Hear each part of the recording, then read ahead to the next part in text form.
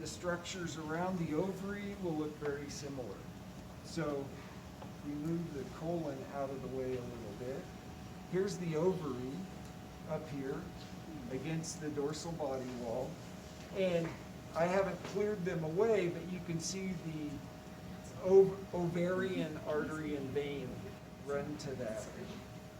And then the uterus extends from the ovary down to the pelvic cavity, and it consists of two large horns with a central body of the uterus that leads down to the vagina and vaginal vestibule, and we'll get back to those later.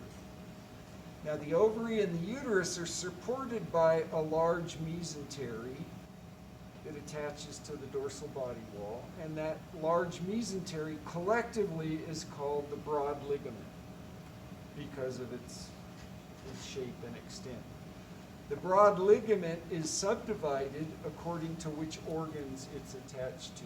So most of it is attached to the uterus, and that is the mesometrium. And then the portion that attaches to the ovary is the mesovarium. Now the ovary is surrounded by a little flap of tissue that forms kind of like a funnel. It's called the infundibulum, and that funnel has a little frilled edge called the fimbria. And the infundibulum and the fimbria wrap around the ovary and catch the eggs when ovulation occurs, and then they move the eggs from the infundibulum down into the uterine tube. You can see a couple of coils of the uterine tube here, which we call the fallopian tube oftentimes.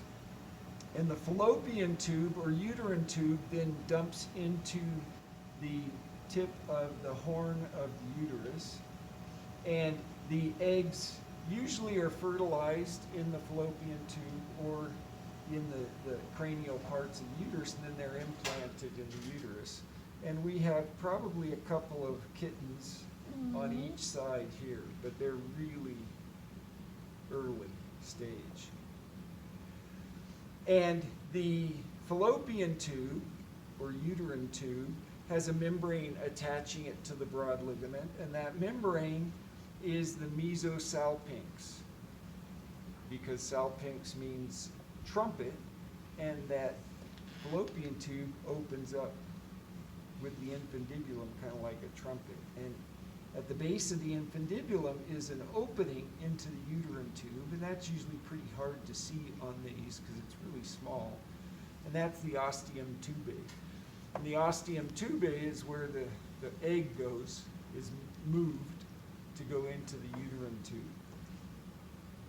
Now, at the cranial end of that broad ligament is a little thicker ligamentous band called the suspensory ligament. And if you think about this in terms of humans oriented vertically, you know, the ovaries are attached to the posterior body wall, and they're kind of suspended from this cranial end of the broad ligament. So that suspensory ligament in a bipedal animal helps to hold the ovaries in place with gravity.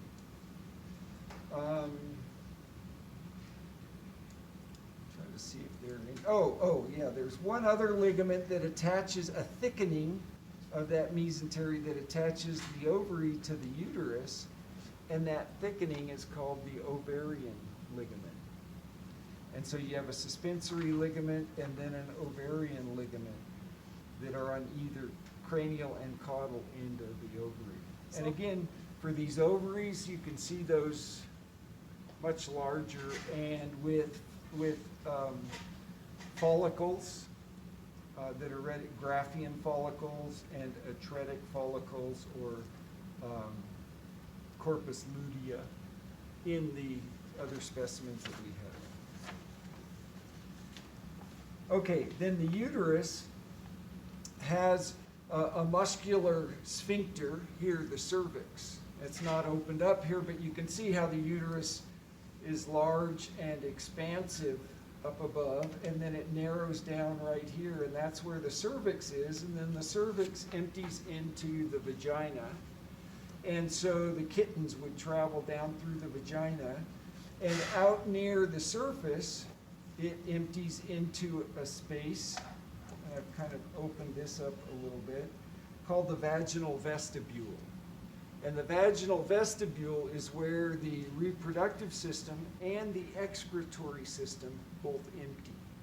So from the cervix, the vagina carries the fetus or the kittens out to the vaginal vestibule, and from the bladder, the urethra carries urine out to a urethral opening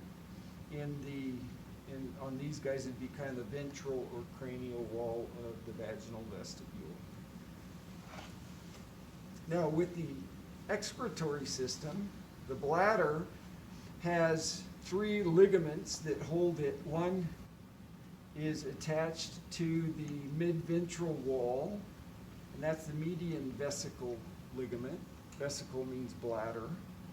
And then the other 2, I've cut through this one. The other 2 are on the sides of the bladder, and they're the lateral vesicle ligaments, and those always have fat pads in them. Some of your cats, the little ones, have little tiny fat pads like here, but some of them have really large fat pads. And those are the lateral vesicle ligaments, and the ureter travels from the kidney down to the bladder and goes into that lateral vesicle ligament and then dumps into the base of the bladder. And we can see that a little better over here, but I'll get to that later. And this one was cut through, but you can see where the ureter is coming in like this. So from the kidneys, the urine is collected and travels down the dorsal body wall. And I haven't exposed that on this gal because I want to keep the reproductive system pretty intact. But you'll see this tube coming down from the caudal into the kidney and then running into the base of the bladder here. And then it's stored in the bladder, and when the bladder voids or releases it, it goes into the urethra, which dumps into the vaginal vestibule. Okay, on the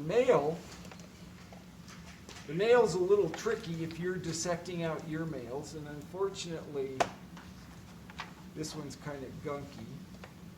But it's tricky in the sense that the testes, when they descend,